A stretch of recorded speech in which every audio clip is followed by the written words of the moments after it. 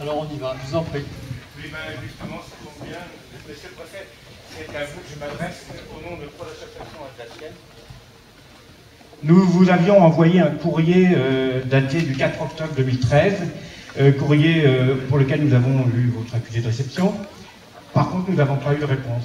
Ce courrier, c'était en rapport direct avec l'exercice d'urgence nucléaire radiologique prévu le 14 novembre. Et ce courrier s'appuyait sur la directive, sur la circulaire interministérielle du 13 décembre 2012, portant sur la planification 2013 des exercices d'urgence, etc. Je ne vais pas vous lire tout le courrier, bien qu'il ne soit pas si long, mais en gros, nos 3 associations, s'appuyant sur ce texte de 2012, vous faisiez la proposition, comme c'était suggéré dans le texte, de proposer des observateurs, que vous acceptiez un certain nombre de personnes de nos associations, vous proposez une dizaine de personnes, en tant qu'observateurs, comme c'est suggéré dans ce circulaire interministériel. On vous avait proposé donc de nous inviter à une réunion, comme c'est aussi prévu, bon, il y a effectivement une réunion ce soir, une réunion où les associations auraient été conviées pour justement voir à quel endroit on pourrait être observateur, et puis cette réunion, normalement avec un ordre du jour bien précis. Alors voilà, je pense que monsieur le préfet, vous êtes surbooké, que vous n'avez pas eu le temps de nous répondre, je suis très déçu quand même, et peut-être que maintenant vous allez nous faire une réponse, et je l'espère favorable, nous sommes à votre disposition. Merci, je vous ai répondu, alors je reconnais que manifestement le courrier n'est pas encore arrivé, la lettre est datée. Vous l'aurez demain, je pense. Oui, je comprends, mais on a cherché, j'ai signé la lettre le 18 octobre, on a cherché à vous l'envoyer par mail ou par télécopie, et puis on n'a pas réussi à trouver le mail de la personne qui nous avait écrit, mais en tout cas la réponse, je pense qu'elle est maintenant parvenue à celui auquel il avait été demandé que je l'envoie. Et ben voilà. Je vous la donnerai tout à l'heure. En 2 mots, simplement, parce que je ne vais pas lire l'intégralité de ma réponse devant l'ensemble de l'assistance, ce serait un petit peu fastidieux. Donc sur la réunion publique qu'elle a lieu aujourd'hui, alors c'est vrai que je n'ai pas fait d'invitation personnalisée à chacune des associations, mais dès lors que cette réunion publique était annoncée largement, y compris par la presse, ça ne m'a pas semblé nécessaire d'en rajouter, de vous inviter explicitement à cette réunion publique. Deuxièmement, sur la participation en tant qu'observateur, moi on est là bien sûr pour pratiquer la transparence. Cet exercice donnera lieu à débriefing, comme on dit, un retour d'expérience. Les conclusions qui seront tirées de cet exercice seront mises à la disposition du public, seront expliquées au public, soit par voie de presse, soit notamment dans le cadre de la CLIS que préside M. Habig. Sur la participation physique, il y a un certain nombre d'observateurs qui sont prévus par les textes, je pense notamment, bien sûr, à l'autorité de sûreté nucléaire, à d'autres observateurs. Sur la participation effective des observateurs à l'intérieur de la centrale, dans les cellules opérationnelles qui sont prévues en cas d'exercice, ça pose deux problèmes, pour être clair. Le premier problème, c'est que ce sont souvent des lieux d'accès protégé et d'accès réservé, et qu'il est difficile d'y accueillir massivement des observateurs. Et deuxièmement, nous sommes, en cas d'exercice, comme nous le serions en cas de crise grave, dans les contraintes de l'opérationnel, les contraintes de la décision efficace et de la décision rapide, et ça ne s'accompagne pas nécessairement de la présence d'un trop grand nombre d'observateurs dans ces lieux. Cela dit, tout le public et toute la population pourra bien sûr constater sur les routes, à l'extérieur de la centrale, dans les écoles, voir concrètement comment les choses se passent. Et tout ça est développé dans le courrier que je vous ai adressé.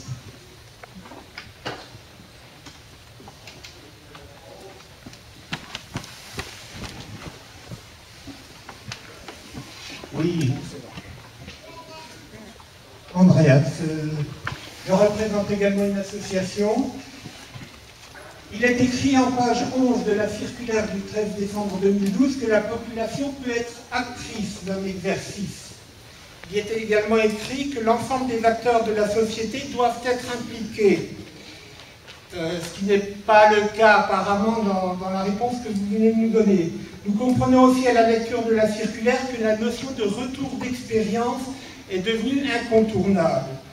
En l'occurrence, ne serait-il pas possible qu'en 2013-2014, que l'on ne tienne pas compte du retour d'expérience de Fukushima où la première évacuation sur 20 km a été insuffisante, ensuite sur 50 elle l'a également été.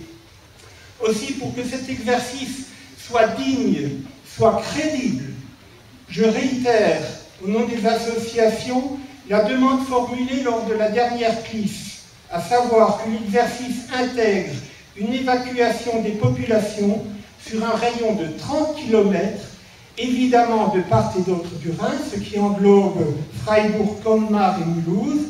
La simple crédibilité de l'exercice nécessitera qu'il soit en vraie grandeur.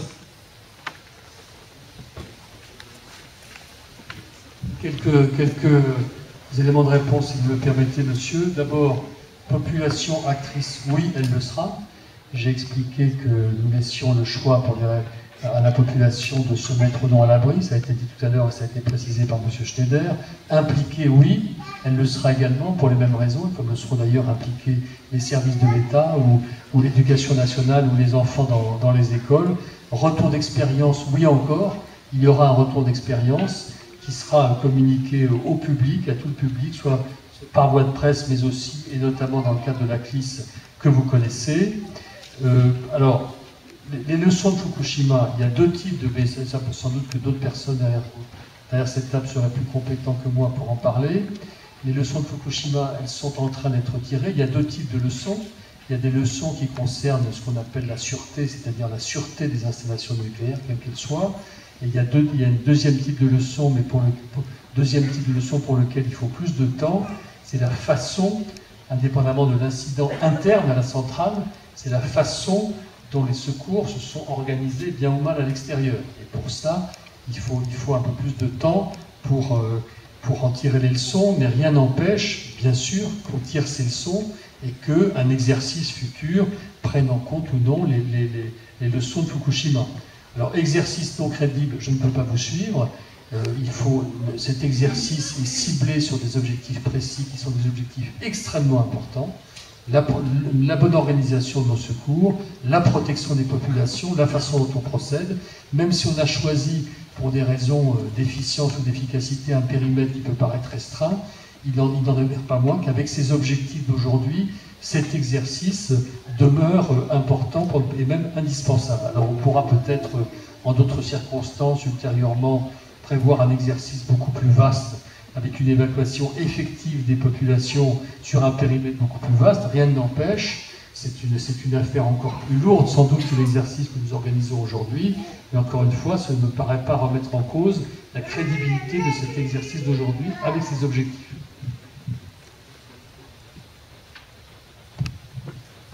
Au niveau national, ce que je peux dire, c'est qu'on joue entre 10 à 12 exercices par an, et que bien entendu, ce que l'on insiste pour dire, c'est qu'on ne peut pas tout tester pendant un exercice. Donc on a réalisé un certain nombre d'exercices avec participation de la population, que ce soit de la mise à l'abri ou de l'évacuation, l'exercice national de Saint-Laurent, l'exercice de Golfech, donc ça s'est joué aussi autour d'une base aérienne. Donc l'évacuation ou la mise à l'abri de la population a été réalisée cette année au moins 3 fois. Après, il y a un certain nombre d'autres thèmes qu'il faut regarder, et donc c'est l'objectif de l'exercice de Fessenheim. Bonsoir Monsieur le Préfet, bonsoir à tous. Moi je m'adresse à vous en tant que citoyen, riverain donc, de la centrale de Fessenheim.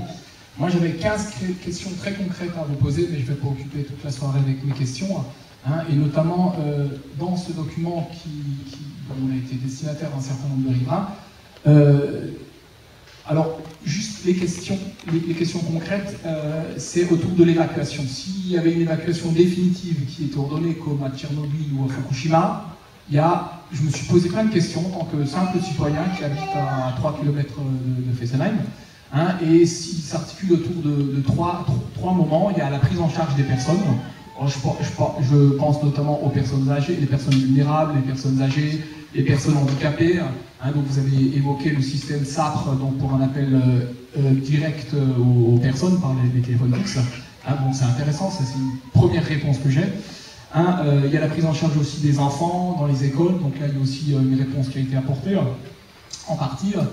Il y a aussi il y aura aussi des problèmes donc, dans les prises en charge des personnes, donc, notamment le logement. Hein, on a vu comment ça s'est passé à Fukushima. Hein, des gens qui ont été donc, parqués pendant très longtemps dans des espaces collectifs. La deuxième partie, ce sera la prise en charge économique. Hein, parce qu'il y aura des comment dire, il y aura des biens immobiliers, il y aura des biens immobiliers qui seront abandonnés par les populations. Hein, donc comment se passera, on sera indemnisé pour être clair, est-ce qu'on continuera à payer nos prêts, nos crédits, hein, c'est ce qui s'est passé à Fukushima, on rembourse des prêts, on n'est plus dans sa maison, etc. etc. Hein, il y a aussi le problème de l'approvisionnement électrique, etc. Alors moi la question que je posais, c'était par rapport aux animaux. Dans votre document, il est indiqué qu'on peut effectivement emporter nos animaux domestiques. Sauf que on a un certain nombre d'entre nous, on a encore un travail, et qu'on n'emmène pas encore nos animaux domestiques au travail. Hein, donc comment est-ce que ça se passera si moi je suis au travail demain et qu'il y a un ordre d'évacuation qui est donc demandé, hein, qui est exigé, et que je sais que l'ensemble des routes seront bouclées par les forces de sécurité. Qu'est-ce qui se passera à ce moment-là? Est-ce que vous avez une réponse concrète à m'apporter ce soir et aux riverains? Parce que je pense que je ne suis pas le seul à avoir des animaux domestiques à la maison, et je ne suis pas le seul à ne pas être 24 heures sur 24 à habiter à la maison. Merci bien, monsieur le préfet, pour votre réponse. Merci de toutes ces questions. Donc je vais laisser sur ces questions concrètes, importantes, précises, je vais laisser M. Schneider porter les premiers éléments de réponse. Allez-y. Alors, vous m'entendez? Oui. Alors, vous avez posé un certain nombre de questions. Je vais essayer de vous apporter des réponses à ces questions. Donc, sur l'évacuation, puisque c'est ça la problématique. Donc, déjà, peut-être une remarque d'ordre général. Je l'ai dit tout à l'heure, je le répète, l'évacuation, on s'y prépare à travers l'ORSEC, les dispositions générales, il y a un mode d'action spécifique qui s'appelle le mode d'action évacuation. Dans ce mode d'action-évacuation, vous allez trouver un certain nombre de grands principes qui seraient mis en œuvre dans le cadre d'une évacuation qui aurait lieu sur le périmètre du PPI du CNPE. Donc ces grands principes, d'ailleurs en bonne liaison avec les maires qui ont aussi une compétence dans ce cadre-là, eh bien c'est quels sont les points de rassemblement qu'on définit, quels sont les itinéraires d'évacuation qui seraient utilisés, quels sont les premiers points d'accueil qui sont mis en place. Donc ça, c'est une structure générale qui est définie dans le mode d'action-évacuation.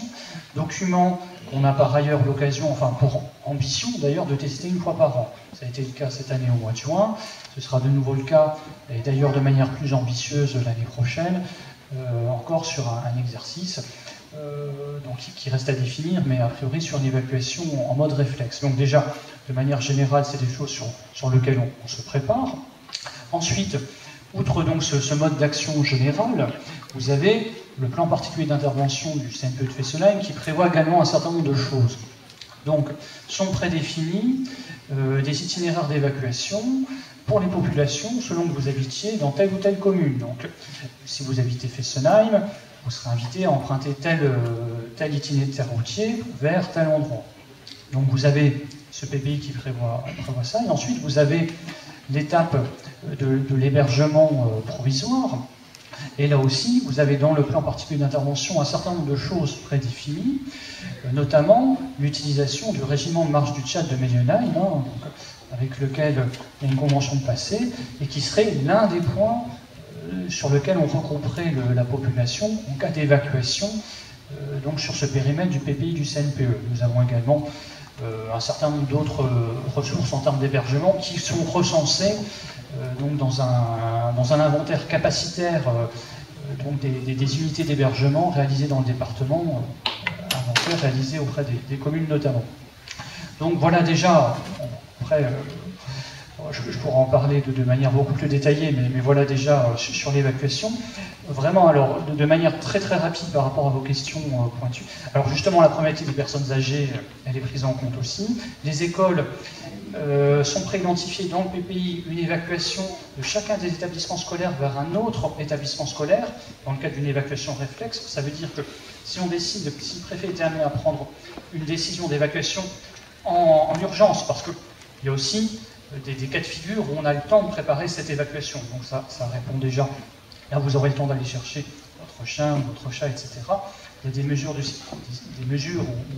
où déciderait cette évacuation en urgence. Donc là, en l'occurrence, les établissements scolaires sont fléchés vers d'autres établissements scolaires, donc là aussi avec toute une série de procédures sur lesquelles je ne vais pas revenir.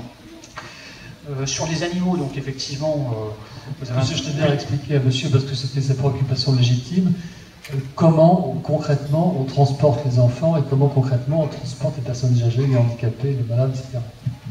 Oui, donc sur le transport, donc, en 2 mots, le principe est celui de l'auto-évacuation. Donc les personnes sont invitées. Alors la première chose aussi qu'il faut rappeler, c'est que les consignes comportementales appropriées seront évidemment diffusées par le préfet via les médias conventionnés et l'ensemble des autres médias.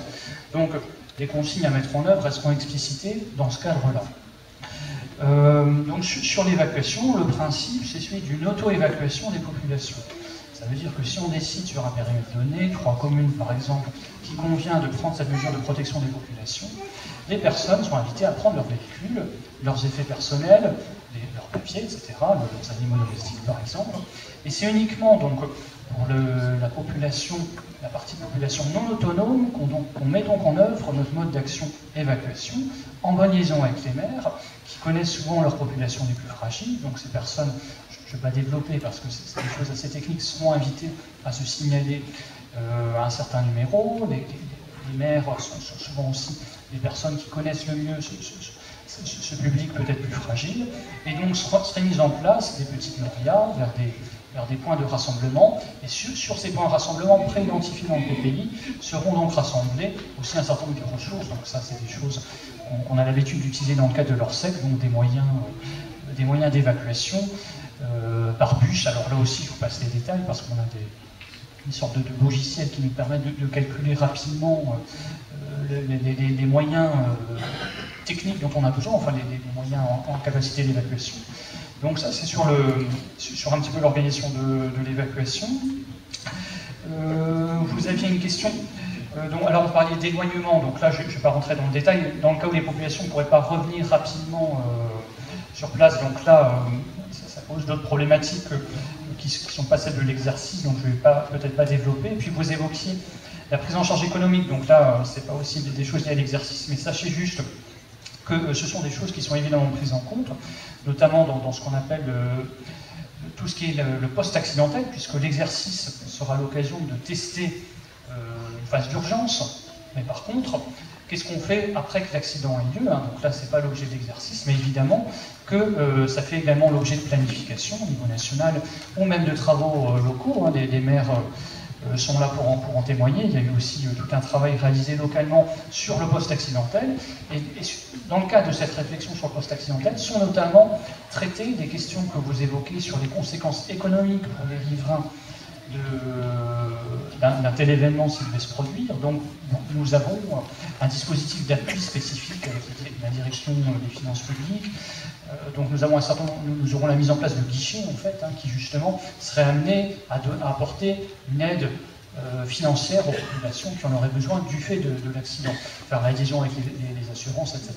Je ne rentre pas dans le détail. Voilà, en 2 mots, j'espère avoir répondu à quelques-unes de vos questions, brièvement.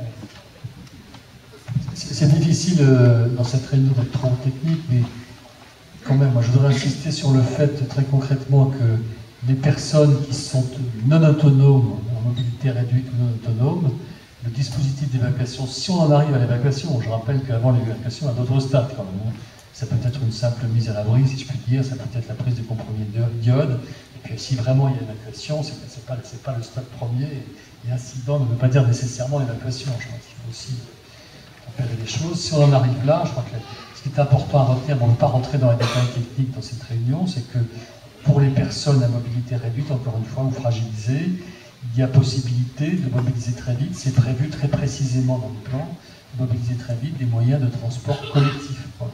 Et ça, c'est notre responsabilité, en lien bien sûr avec les maires qui connaissent bien sur le terrain la population. Je crois que c'est ça qui est important de rappeler, comme l'a rappelé M. Schneider. Bon, ça, les exercices ont lieu le matin quand les personnes sont en place à la préfecture et ailleurs, mais est-ce qu'on pourrait envisager un exercice d'alerte fictif à 2h ou 3h du matin en plein hiver, en rajoutant donc le temps de réveil et le temps de déplacement des personnes qui seraient amenées à agir? Je crois que c'est une bonne idée. On fait aujourd'hui, on fera dans un mois un exercice ont lieu dans la journée. Moi, je ne vois aucune objection à ce qu'on varie les heures d'exercice, même si c'est parfois un peu plus compliqué à organiser. Il y a une vieille loi comment dire, que je vérifie depuis 25 ans que je fais ce métier, c'est que les emmerdements arrivent en général dans la nuit du 31 décembre au 1er janvier. Donc moi je suis tout à fait d'accord pour qu'on fasse des exercices à des heures aléatoires. Mais enfin, c'est pas parce qu'on fait aujourd'hui cet exercice-là qu'on n'en fera pas d'autres demain, à d'autres heures. Je crois que... Oui, simplement pour dire 2 secondes qu'on a fait cette année des exercices inopinés, donc des exercices pour lesquels on ne savait pas à quelle date aurait lieu l'exercice. J'avais déjà rajouté un tout petit complément en fait sur les plans d'urgence internes, donc les PUI.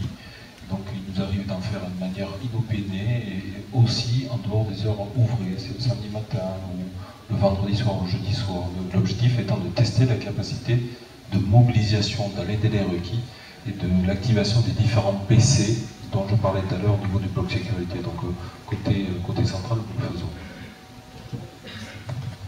Je me permets d'apporter encore un complément à votre question.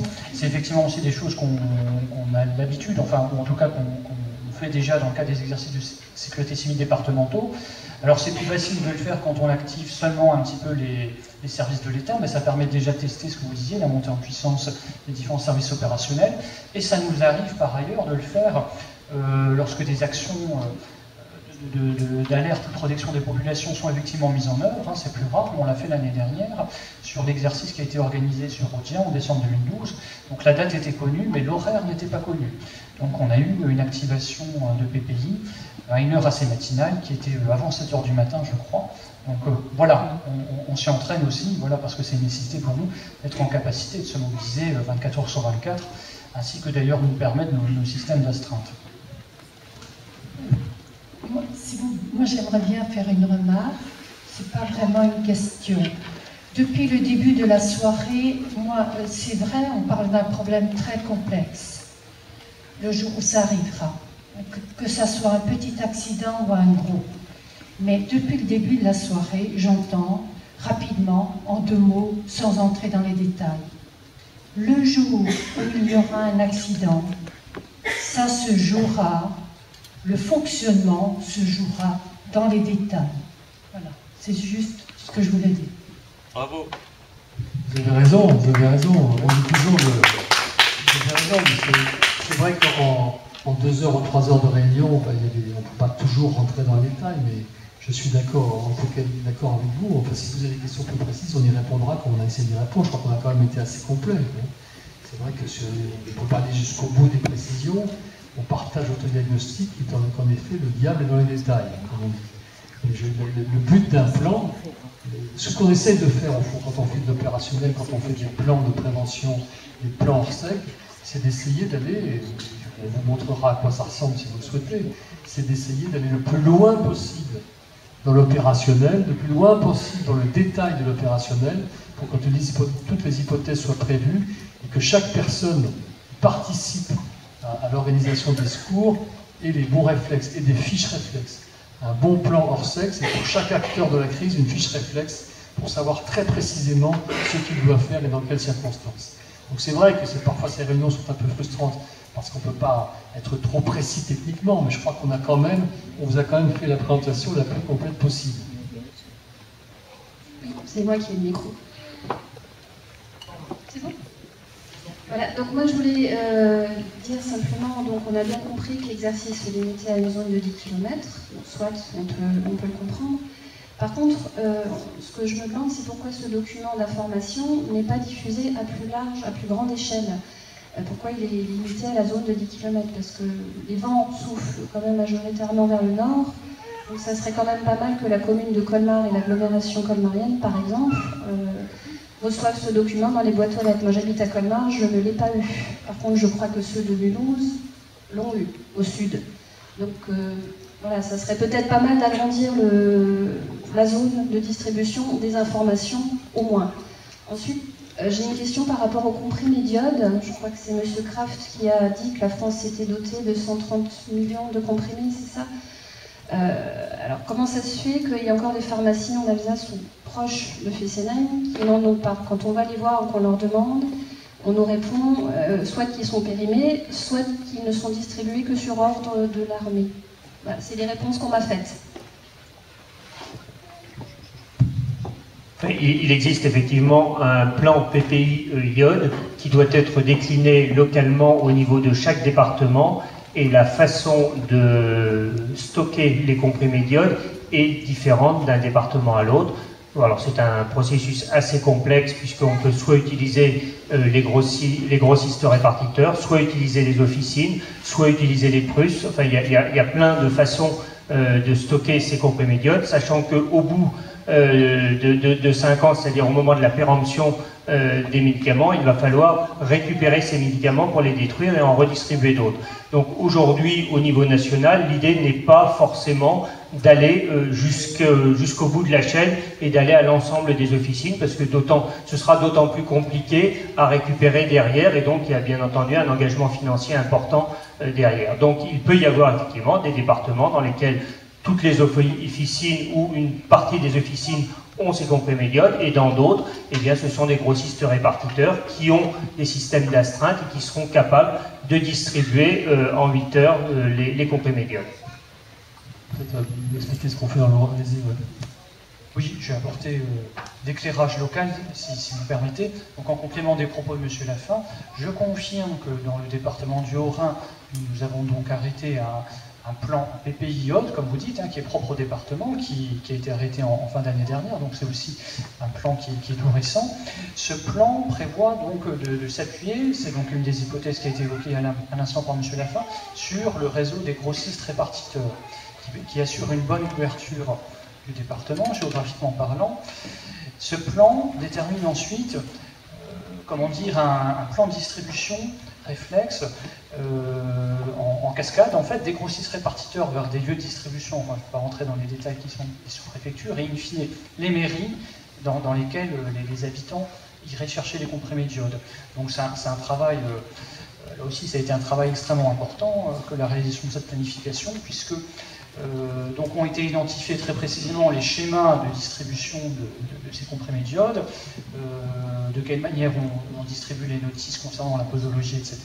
Donc on a effectivement une planification qui permet de couvrir l'ensemble du département hors périmètre PPI, puisque comme vous le savez, dans le périmètre effectivement des 10 km, on a eu la dernière campagne de distribution de comprimés d'iode remonte à 2009-2010 avec d'excellents taux de couverture, au moins pour les particuliers, puisqu'il approchait, il n'était pas loin des 100%, avec la distribution complémentaire qui a été réalisée par envoi courrier. Donc on a une très bonne couverture sur le périmètre des 10 km. Le périmètre de 10 km, c'est effectivement le périmètre sur lequel la planification s'applique, indépendamment des dispositions RSEC qu'on mettrait en œuvre au-delà de ce périmètre. C'est effectivement dans ce cadre-là qu'ont été réalisées la distribution de ces brochures. Je ne pense pas que ça ait été diffusé sur Mulhouse, par contre. Par contre, ces brochures sont également disponibles en préfecture, en sous-préfecture, effectivement. Et puis on peut imaginer l'intégrer sur le site internet, ça n'a pas encore été fait. Donc c'est encore également un moyen de toucher l'ensemble de la population du département, puisqu'on a un site internet, enfin le portail internet des services de l'État dans le département comporte une partie sécurité civile avec un ensemble de choses extrêmement intéressantes. J'en fais un peu de la publicité et on y intégrera alors cette brochure.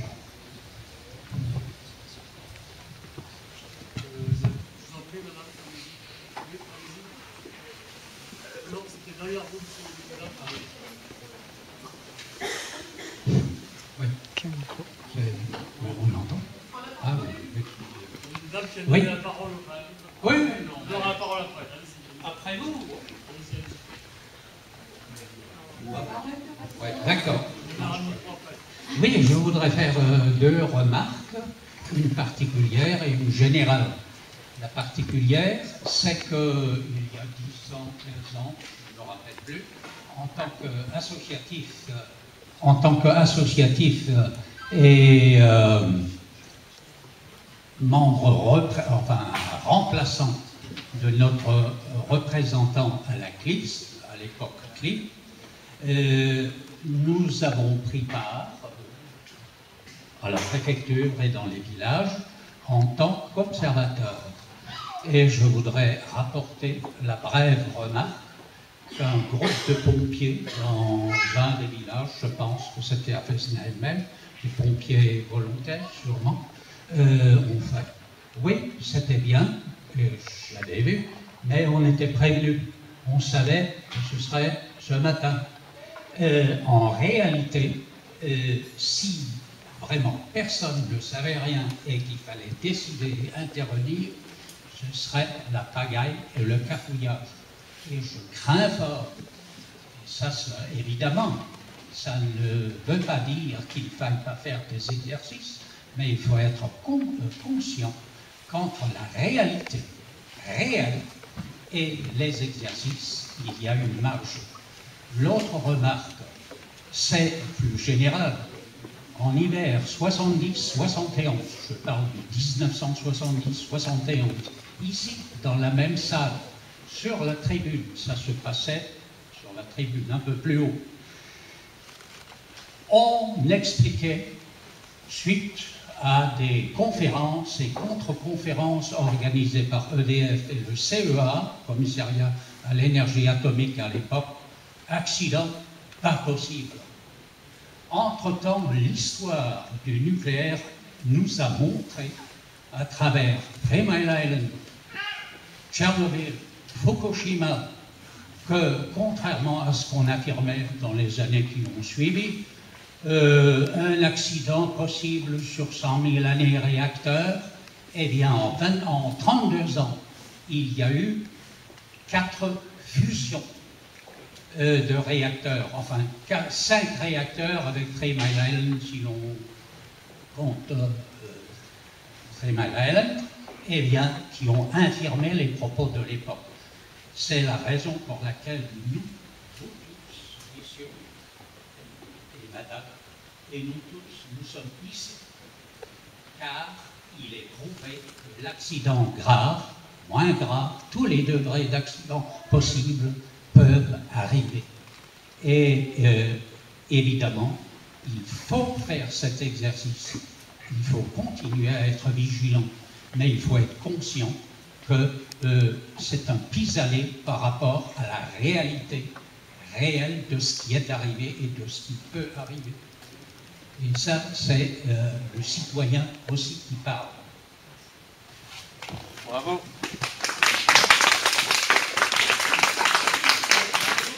Je souhaite aux habitants de Fessenheim et alentours que tant que cette centrale fonctionnera, centrale dont la région a profité, c'est bien économiquement, je souhaite que nous ne soyons pas obligés de réagir comme on devrait réagir en pareille situation.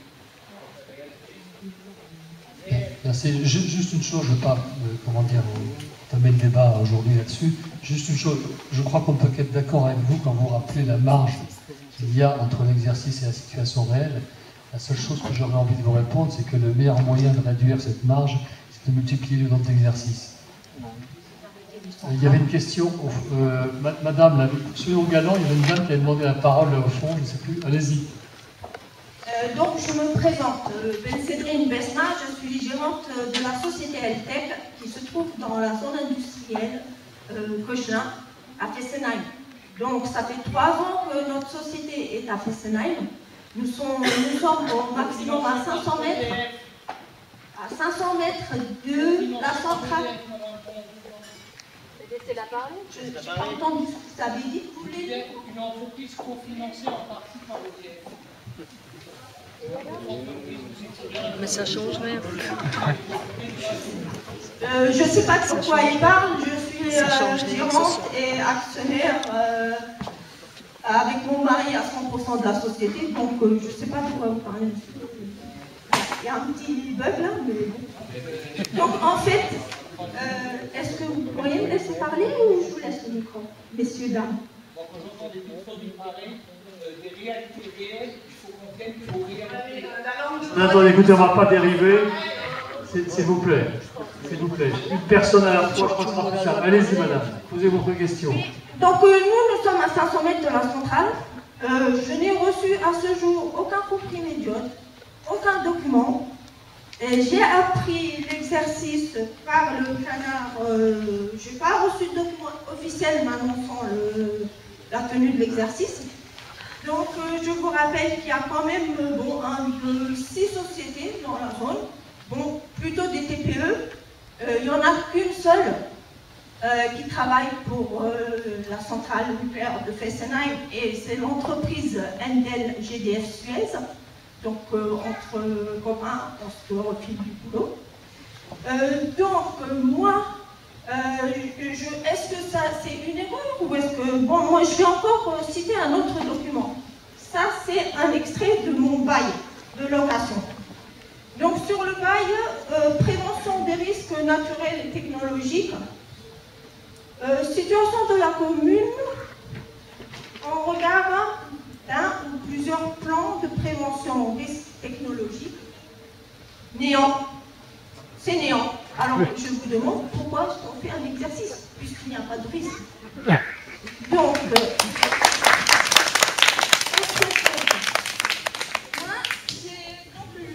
la semaine dernière, il y a l'OMS, l'Organisation mondiale de la santé.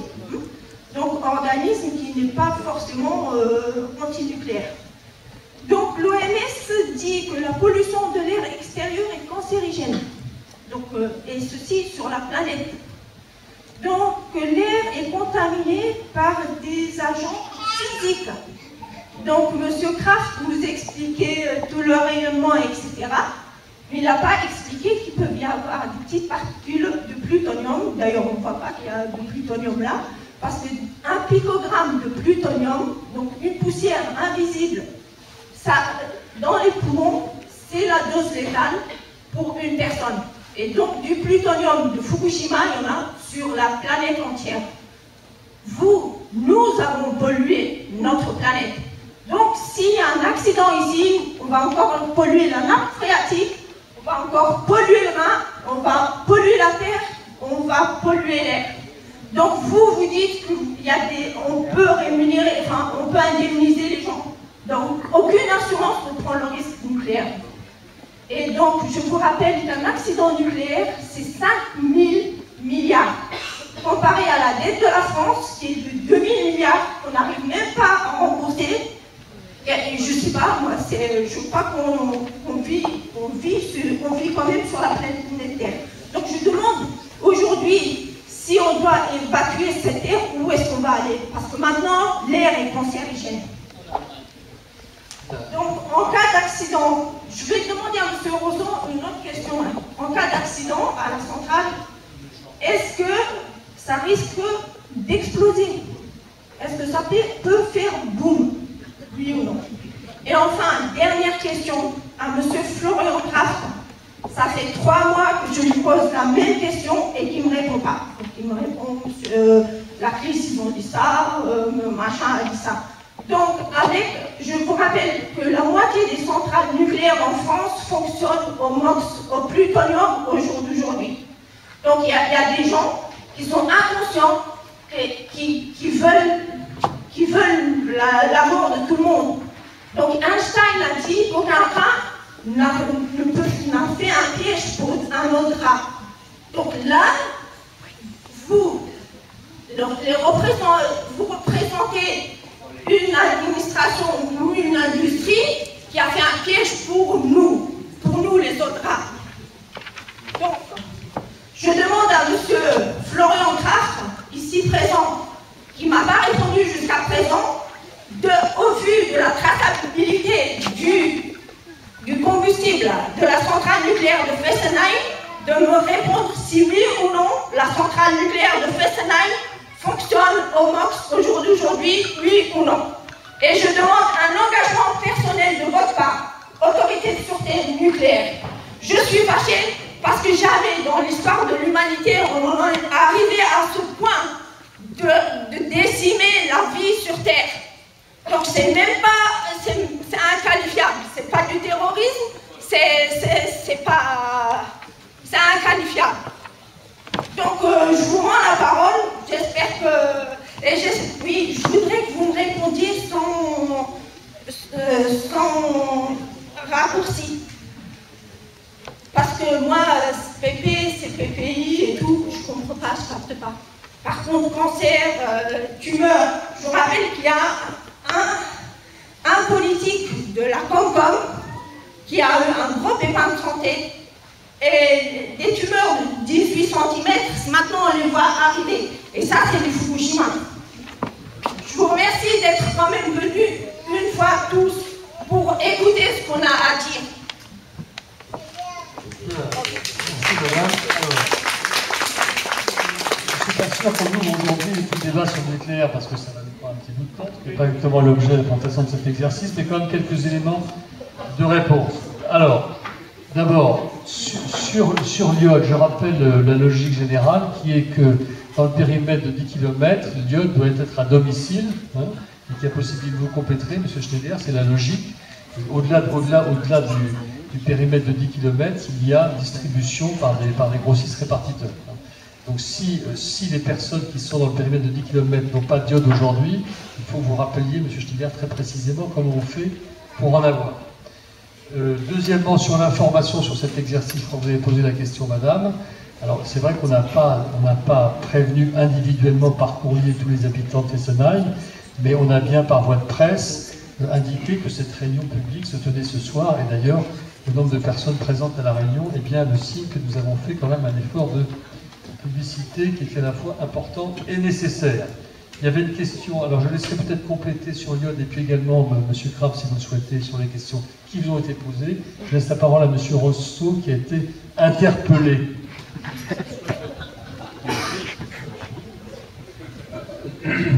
Deux petits points en fait, bonsoir madame. En fait, je crois que vous me l'avez posé à moi aussi, parce que je crois que vous l'avez posé plein de fois la question du MOX. Par contre, je peux vous garantir, conformément au courrier que vous avez reçu avec accusé de réception, il n'y a pas de MOX à Fessenheim. Donc la question m'avait été posée par le président de l'ACLIS qui se faisait le relais de votre question. Moi j'ai répondu à l'ACLIS, j'ai reçu votre courrier, j'ai répondu, normalement vous avez reçu parce que j'ai reçu l'accusé de réception. Donc, et d'ailleurs ma réponse était courte, avec un gros nom. Non, il n'y a pas de MOX à Fessenheim. Donc voilà. Donc là, j'espère que j'aurai plus la question, mais là, je vous garantis qu'il n'y en a pas. Enfin, ce n'est pas prévu. Il y en a effectivement sur 4 centrales en France. Ce n'est pas le cas de Fessenheim. Donc je l'ai dit au moins plein de fois. Et je n'ai pas changé depuis une semaine parce qu'il n'y en a pas. Donc vous pouvez me réécrire, je vous referai la même réponse. Il n'y en a pas, il n'y en a pas, il n'y en a pas. Voilà. Ah, mais moi, je vous garde la traçabilité du courrier de ma réponse. C'est la Poste qui le fait. Pardon? Ah, mais ça, tout à fait. Mais c'est tout à fait soumis, en fait, aux enjeux de la sûreté nucléaire d'exploitation. Et d'ailleurs, j'ai plein d'organismes, y compris européens, qui viennent m'auditer sur la comptabilité matière. On appelle ça la comptabilité matière. C'est à la fois national et européen avec Euratom, c'est-à-dire le moindre gramme de matière nucléaire est régulièrement comptabilisé et compté comme tel. Et j'ai des inspections inopinées, y compris sur ce thème-là. Donc oui, la comptabilité matière est quelque chose de regarder. Il y a la matière nucléaire, qui est le combustible, et aussi des sources pour faire des tirs radio sur les tuyauteries, dont M. Kraft rappelait les différentes applications qu'il peut y avoir dans l'industrie médicale. Il y a aussi ça. Donc oui, il y a une traçabilité comptabilité matière, et on ne peut que s'en réjouir d'ailleurs, parce qu'effectivement c'est une matière un peu particulière. Après, sur le risque explosion, en fait. Alors, je suppose que vous posez la question en regard de l'accident de Fukushima. Je suppose que c'est ça. En fait, qu'est-ce qui s'est... Enfin, ce que vous avez vu à la télé, ce qu'on a tous vu à la télé, en fait, quasiment en temps réel, moi-même je l'ai vu, et c'est un accident grave qui s'est passé à Fukushima, il ne s'agit pas de minimiser. Moi-même, ça m'a interpellé, en tant qu'exploitant et citoyen. Par contre, ce que vous avez vu, en fait, quasiment en temps réel, c'est une explosion d'hydrogène, pas une explosion nucléaire. Une explosion d'hydrogène, en fait, qui est liée à la sublimation de l'eau, peu importe à haute température, vous avez une production d'hydrogène. Une production d'hydrogène qui se est trouvée dans la partie haute des installations et qui a conduit à une explosion. Voilà. Donc l'explosion que vous avez vue, c'est pas une explosion nucléaire, c'est une explosion d'hydrogène. Sauf que cette explosion d'hydrogène a eu des conséquences, a été un facteur aggravant sur les matériels, effectivement, dont on a besoin pour gérer ce type de situation. Donc c'est une situation aggravante. Est-ce que les installations type réacteur à eau pressurisée français, il y a deux choses dans ce que je viens de dire. La filière technologique, le REP, type des Français, sont susceptibles d'être confrontés à ce risque-là? Non, parce que des recombineurs d'hydrogène, en fait, sont équipés, enfin, l'ensemble de nos réacteurs sont équipés de recombineurs d'hydrogène.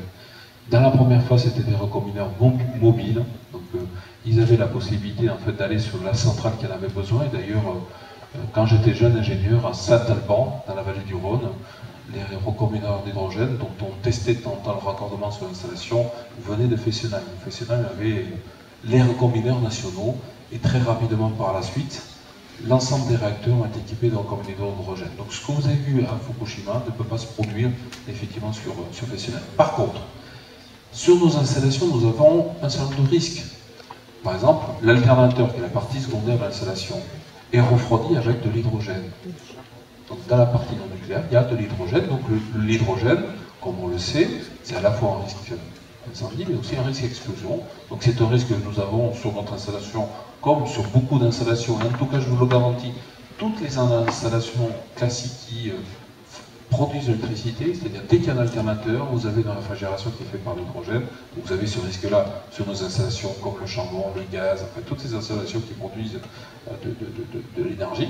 C'est une réalité, parce qu'aujourd'hui, il n'y a pas d'autre rupture technologique permettant de produire de la forte puissance sans hydrogène, donc on en trouve sur les installations, et c'est un risque conventionnel que l'on gère à la source. Il y a une réglementation en fait, très précise sur le sujet, qu'on appelle la réglementation ATEX. Donc ATEX pour atmosphère explosive, excusez-moi si j'arrive à le dire. Voilà. Donc pour résumer, est-ce que l'explosion du type Fukushima, que vous avez vu comme moi à la télé, est possible? Non, parce que c'est un risque hydrogène qui n'est pas du tout généré comme cela sur les installations REP, et encore moins parce que nous avons des installations, je l'ai dit, de recombineurs d'hydrogène. Voilà. Par contre, est-ce que par ailleurs, nous avons de l'hydrogène sur les installations? Oui. Et donc, pour cela, il y a toute une réglementation qui nous amène effectivement à avoir des dispositifs de contrôle régulier, d'alerte sur nos installations, et c'est le cas pour l'explosion, l'incendie. C'est pour ça que tout à l'heure je parlais d'un exemple avec l'entraînement avec les pompiers tout récemment. Le risque d'incendie en fait partie, et ça fait partie d'ailleurs des grands domaines qui sont soumis à réévaluation tous les 10 ans. C'est-à-dire, après Fukushima, on a tous en tête séisme, inondation, et c'est normal, parce que finalement c'était les deux choses visibles de l'action de Fukushima. Et dans le cadre d'un examen de sûreté, en fait, on va regarder plein de domaines. On regardait déjà le séisme, l'inondation, bien sûr. On regarde grand chaud, grand froid, grand vent, grosse pluie, parce que l'inondation peut venir des cours d'eau à proximité, mais peuvent venir aussi de l'intérieur du site. Nous avons des bâches de stockage du site, d'eau sur site, donc il faut s'assurer qu'en cas de rupture de ces réservoirs-là, il n'y ait pas de l'eau qui arrive sur les installations. Il y a aussi les fortes pluies, parce que les fortes pluies, à un moment donné, il ne faut pas oublier que c'est un site industriel, forcément c'est un réceptacle d'eau pluviale, et donc à un moment donné, il faut être en capacité, il faut être dimensionné pour les recevoir, les évacuer, sinon l'eau monte sur le site. Voilà, j'ai fait un panorama, mais en tout cas j'ai répondu aux deux questions précises qui étaient posées, explosion et MOX.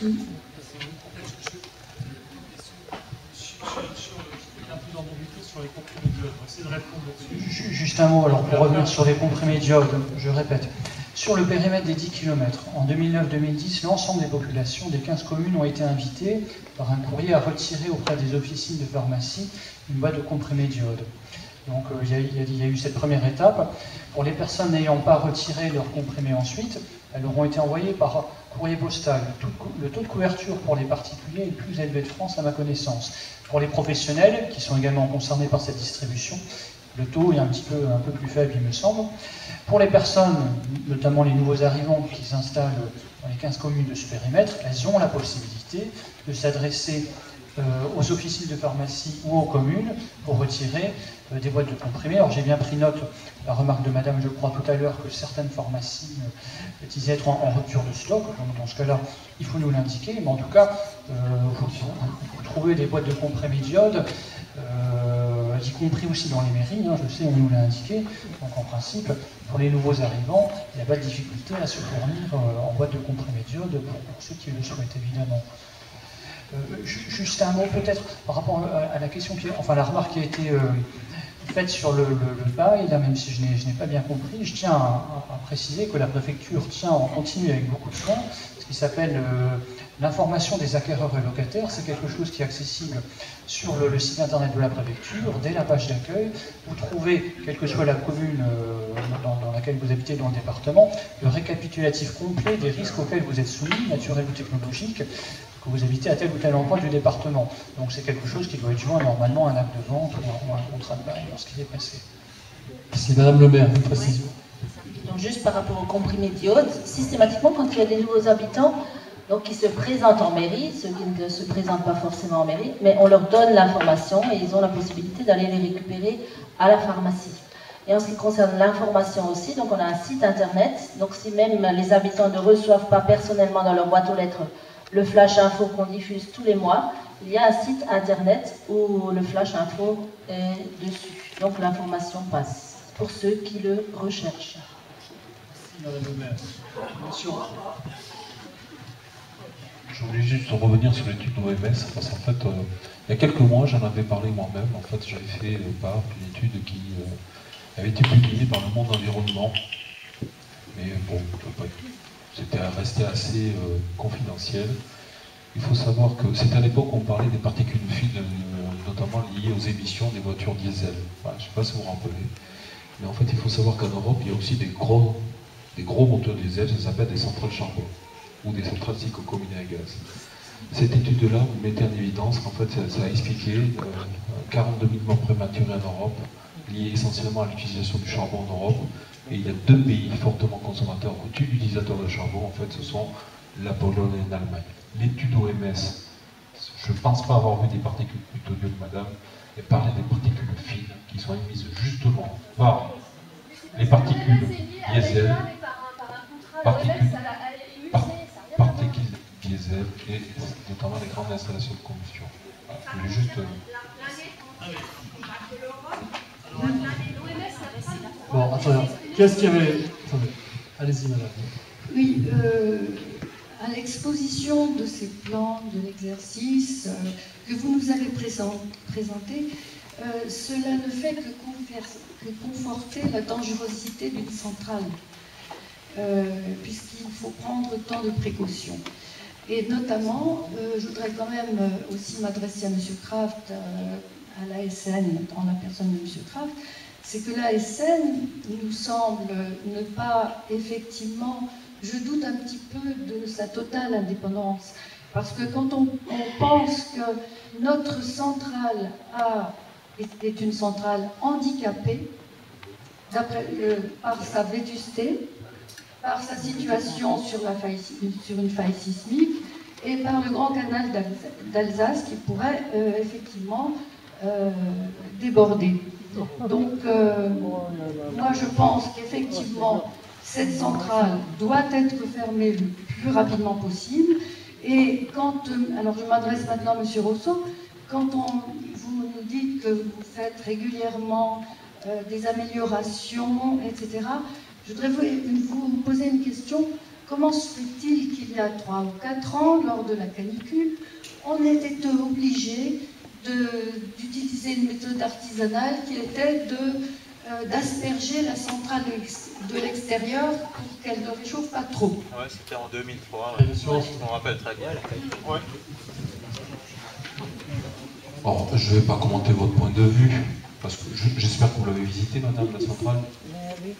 Vous l'avez visité, madame? Ah, donc vous portez un grand jugement de valeur, c'est dommage. Mais je vous invite. Ah, vous la connaissez? Eh bien, moi je vous invite, en fait, Christine Touche, qui est la responsable communication, prendra vos coordonnées, et je vous invite, madame, à la visiter. Je vous ferai un tour d'horizon personnel, voilà. Donc vous aurez, à minima, vous aurez un éclairage sur ce que c'est une centrale nucléaire. Et je vous montrerai, ce bâtiment n'y était pas il y a 1 an, il y a 2 ans, il y a 3 ans, il y a 4 ans. Leur examen de sûreté d'organisme décennal, madame, c'est pas un concept, c'est pas une démarche commerciale, c'est une réalité industrielle. Notre centrale aujourd'hui n'est pas la celle qui a été complète pour la première fois sur le réseau de 1977. Je l'ai dit tout à l'heure, c'est une réalité. Donc, on prend vos coordonnées, on fera visiter, madame. Voilà. Il me semble important. Donc, non, vous qualifiez de vétus, moi je ne peux pas laisser dire ça parce que ce n'est pas la réalité. Voilà. Après, il y a des choix énergétiques qui portent sur plus ou moins du nucléaire, ça c'est un autre dossier. C'est un autre sujet, je ne le commenterai pas d'ailleurs, ce n'est pas l'objet de ce soir. Par contre, je ne peux pas vous laisser dire que la centrale nucléaire de Fessenheim est une centrale vétuste, ce n'est pas la réalité. Voilà. Je voulais juste intervenir quand même sur le sujet. Un autre point, c'était, vous m'avez posé une question, l'arrosage du DF. Alors, ça, c'est sûr, en termes de communication, je vous avoue que DF n'était pas terrible. Hein. Alors, ça, c'est suivant. Parce que 10 ans après, quand j'ai pris mon poste, on m'en a parlé. 2003. Oh. Parce qu'en fait, l'image qui est restée dans le public, c'est quoi? C'est ce que vous dites. Le réacteur était en surchauffe, il fallait le... Heureusement qu'il y avait Castorama pour le refroidir. Quoi. On m'en a parlé, je sais pas, les premières semaines. Alors j'ai dû me documenter. Qu'est-ce qu'on a fait en 2003? En fait, on a fait un arrosage du BR, l'objectif était de voir quel était l'impact du rayonnement solaire sur le béton et quelle était sa contribution à son réchauffement. Et puis, moins. Il ne s'agissait pas de refroidir le cœur des réacteurs. Enfin, je veux dire...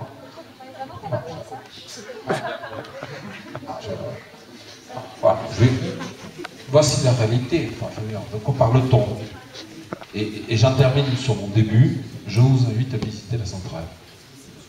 On est tous invités. Oui, peut-être rapidement par rapport à un commentaire que j'ai entendu à l'instant sur l'indépendance. Déjà, nous, notre position, c'est de dire qu'il y a un risque, que le fait d'exploiter une centrale nucléaire, ça représente un risque, et d'ailleurs, c'est notre raison d'être. C'est que sinon, s'il n'y avait pas de risque, il n'y aurait pas non plus d'autorité de sûreté nucléaire, et il n'y aurait pas quelques centaines de personnes qui justement, font de la réglementation autour de ce sujet-là. Hein, c'est quelque chose d'extrêmement réglementé, font des contrôles, plusieurs dizaines de contrôles par an sur les sites, mais aussi beaucoup d'instructions, de dossiers par nos services, que ce soit à Strasbourg pour la centrale de Fessenheim ou sur tout le reste de la France. Donc ensuite, par rapport au fait de dire c'est une centrale ancienne, elle a été mise en service en 1977, vous continuez d'autoriser son exploitation, donc vous n'êtes pas indépendant, j'ai du mal à suivre la relation logique. Tout d'abord dans la mesure où il faut déjà regarder qu'est-ce qu'on a fait pour autoriser cette poursuite d'exploitation. Il faut savoir qu'il y a des contrôles qui sont faits de manière décennale, par exemple les contrôles de certains composants qu'on ne peut pas remplacer. Donc ça, tout à fait, ça c'est déjà une donnée d'entrée très importante. On va voir certains composants et à partir de là, on va dire oui ou non. Est-ce qu'ils sont encore dans l'état dans lequel ils étaient au moment de la mise en service ou non? Il se trouve que pour la cuve, par exemple, on parle beaucoup des cuves, eh bien, ce sont des choses qu'on peut regarder tous les 10 ans et ensuite prendre position. Il y a des études scientifiques, des études d'ingénieurs qui travaillent justement notamment à l'autorité de sûreté nucléaire, à l'Institut de radioprotection et de sûreté nucléaire, qui passent des centaines d'heures, des milliers d'heures par an à travailler sur ces sujets. Donc j'ai pas envie d'avoir ici des gens qui nous disent qu'on n'est pas indépendant tout simplement parce qu'effectivement on a autorisé une exploitation, s'il y a des personnes qui passent des milliers d'heures, qui passent leur vie sur ces sujets-là. Donc ensuite ce sont des propos qui sont certes applaudis, dont acte, mais il faut savoir que derrière, il y a réellement des gens qui réfléchissent, réellement des gens qui travaillent, qui arrivent à ces conclusions en ayant bien réfléchi. Et si je prends l'exemple de Fessenheim très concrètement, puisqu'on l'a traité nous localement à Strasbourg, ce qu'on a demandé notamment en termes de renforcement sur le radier par rapport au risque d'accident grave. C'est un risque aussi, accident grave, effectivement, il y a une époque où on nous a dit les accidents graves ça ne peut pas arriver. Et aujourd'hui, comme l'a dit tout à l'heure, comme l'ont dit certains intervenants, on a conscience que ce sont des choses qui peuvent arriver. Depuis les années 80, la France a fait beaucoup de recherches sur les accidents graves. On doit être le pays sur le monde le plus en avance sur ces sujets-là.